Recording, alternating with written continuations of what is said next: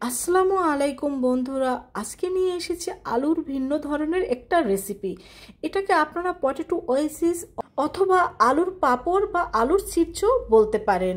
বাচ্চারা কিন্তু এ ধরনের আলুর চিপস খুবই পছন্দ করে থাকে। এভাবে তৈরি করে বিকেলের নাস্তা অথবা বাচ্চাদের টিফিনেও কিন্তু দিতে পারেন।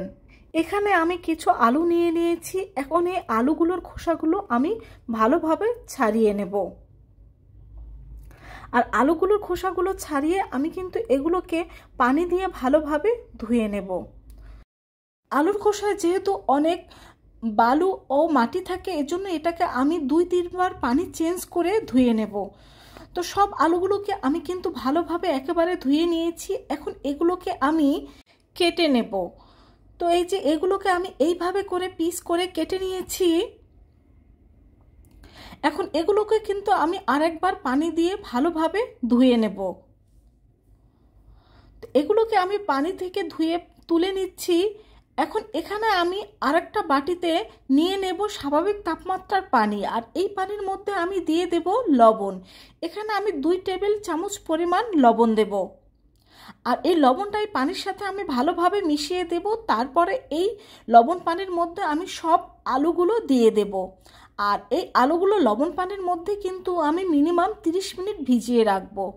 এতে কি হবে, আলুর মধ্যে লবণটা ভালোভাবে প্রবেশ করবে এবং আলুটা আমাদের ফোল্ড করতে অনেক সুবিধা হবে, কারণ এগুলো নরম হয়ে যাবে। তো আপনাদের আমি দেখিয়ে দিচ্ছি, দেখুন আলুগুলো কিন্তু অনেকটা সফট ও নরম হয়ে গিয়েছে। এজন্য কিন্তু এটা আমরা সহজেই ভাজ করে নিতে পারবো। তো দেখতেই পাচ্ছেন, এজন্য কিন্তু এই স্টেপটা অবশ্যই ফলো করতে হবে। লবণ পানির মধ্যে কিন্তু অন্ততপক্ষে 30 মিনিট আলুগুলো ভিজিয়ে রাখতে হবে। এখন এখানে আমি কিছু শাসলিক কাঠি নিয়ে নিয়েছি। এখন একটা একটা আলু আমি এইভাবে করে ফোল্ড করে নেব এবং ফোল্ড করে এটাকে আমরা এইভাবে কাঠির মধ্যে গেঁথে নেব। তো দেখতেই পাচ্ছেন আমি কিভাবে এটাকে কাঠির সাথে গেঁথে নিচ্ছি। আপনারা চাইলে সবগুলো সমানও দিতে পারেন, আবার ছোট বড় করেও দিতে পারেন। সবগুলোই কিন্তু দেখতে অনেক সুন্দর লাগবে।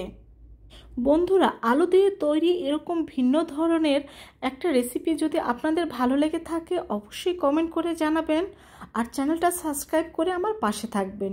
তো একটা তৈরি করে নিয়েছি, দেখুন দেখতেই কত সুন্দর লাগছে এটা।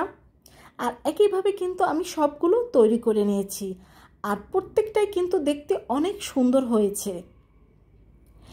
এখন আরেকটা বাটির মধ্যে আমি নিয়ে নেব 4 টেবিল চামচ পরিমাণ আটা। আর এই মেজারমেন্টটা কিন্তু আপনারা একটু ফলো করবেন। আমি এখানে 4 টেবিল চামচ পরিমাণ আটা দিয়েছি, আর 2 টেবিল চামচ পরিমাণ দিয়ে দেব চালের গুঁড়ো, আর 2 টেবিল চামচ পরিমাণ দিয়ে দেব কর্নফ্লাওয়ার। মানে আমরা যে আটাটা ব্যবহার করব তার অর্ধেক কর্নফ্লাওয়ার ও চালের গুঁড়াটা ব্যবহার করব। এখন আমি দিয়ে দিচ্ছি এখানে 1 চা চামচ পরিমাণ রসুন বাটা, আর দিয়ে দিচ্ছি লাল মরিচের গুঁড়ো, আর দিয়ে দেব স্বাদমতো লবণ। এখন এর মধ্যে আমি দিয়ে দেব স্বাভাবিক তাপমাত্রার পানি। তো স্বাভাবিক তাপমাত্রার পানি দিয়ে দেওয়ার পরে কিন্তু এটাকে আমরা ভালোভাবে একটু মিশিয়ে নেব। আর এই ব্যাটারটা কিন্তু বেশি ঘন বা বেশি পাতলা হবে না, ঠিক এরকম করে একটা ব্যাটার তৈরি করে নিতে হবে। আর আপনাদের ক্ষেত্রে যদি এখানে আলুর পাঁপড় বা আলুর ওয়াইসিসটা একটু বেশি হয়, সেক্ষেত্রে কিন্তু এই চালের গুঁড়ো, আটা, কর্নফ্লাওয়ার বেশি কম লাগতে পারে। এখানে আমাদের আরেকটু পানির প্রয়োজন রয়েছে, তাই আমি আরেকটু পানি দিয়ে এটাকে ভালোভাবে মিশিয়ে নিচ্ছি। তো ব্যাটারটা ভালোভাবে তৈরি হয়ে গেলে এখন একটা চামচের সাহায্যে আমি এর উপরে এরকমভাবে দিয়ে দেব। আপনারা চাইলে কিন্তু সম্পূর্ণটা এই ব্যাটারের মধ্যে ডুবিয়েও নিতে পারেন।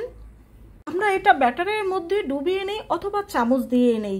লক্ষ্য রাখতে হবে যেন আলুর গায়ে এই ব্যাটারটা ভালোভাবে লেগে যায়, এজন্য একটু ভালো করে এটাকে দিয়ে দিতে হবে।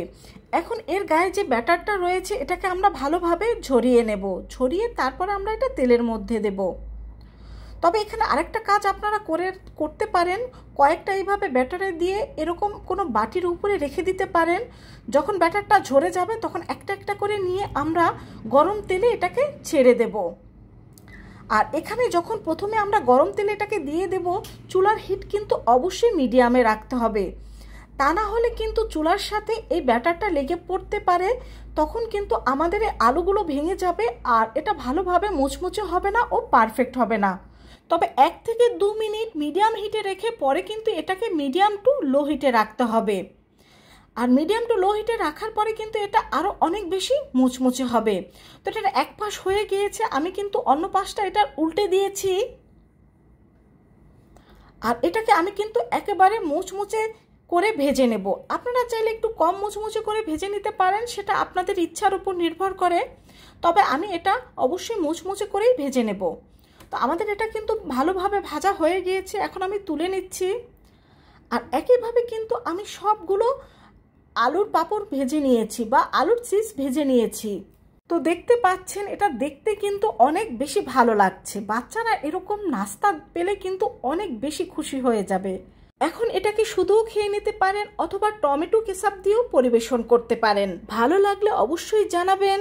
সবাই ভালো থাকবেন। আল্লাহ হাফেজ।